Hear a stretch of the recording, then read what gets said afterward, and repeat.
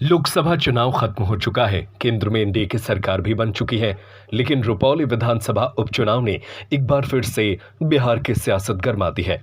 रुपौली विधानसभा चुनाव में जहां अलग अलग उम्मीदवारों की प्रतिष्ठा दांव पर लगी है, वहीं रुपौली विधानसभा चुनाव एक बार फिर से चाचा और भतीजा आमने सामने होंगे।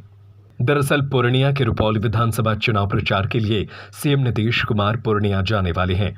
वहीं तेजस्वी यादव भी पार्टी उम्मीदवार बीमा भारती के लिए प्रचार के लिए पूर्णिया जाएंगे।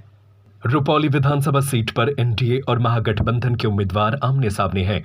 वहीं इस बार फिर से सीएम नीतीश कुमार और नेता प्रतिपक्ष तेजस्वी यादव की साख भी दांव पर है, जिसे बचाने के लिए दोनों गठबंधन के कई नेता और कार्यकर्ता दिन रात चुनाव प्रचार में लगे हुए हैं। दरअसल बीमा भारती के इस्तीफे के बाद खाली हुई रुपौली विधानसभा सीट पर 10 जुलाई को उपचुनाव होने वाला है। दरअसल हाल ही में पूर्णिया सीट से लोकसभा चुनाव लड़ने के लिए बीमा भारती ने इस सीट पर इस्तीफा दिया था। हालांकि लोकसभा चुनाव में बीमा भारती हार गई थी। रुपौली उपचुनाव के लिए महागठबंधन की ओर से आरजेडी उम्मीदवार बीमा भारती को एनडीए और जेडीयू उम्मीदवार कलाधर मंडल चुनावी मैदान में है। वहीं इस बार चुनावी रण में निर्दलीय शंकर सिंह ने भी दोनों गठबंधन के उम्मीदवारों की नींद उड़ा रखी है।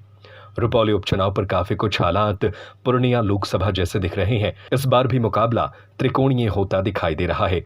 लोकसभा चुनाव में पूर्णिया सीट पर निर्दलीय उम्मीदवार पप्पू यादव ने जीता था। लोकसभा चुनाव के बाद हो रहे उपचुनाव में अपने उम्मीदवार की जीत के लिए चुनाव प्रचार में दोनों गठबंधन के कई बड़े नेता मोर्चा तो संभाल ही रखा है, लेकिन अब प्रचार की कमान नीतीश कुमार और तेजस्वी यादव ने भी संभाल ली है और दोनों चुनाव प्रचार करने रुपौली पहुंचने वाले हैं।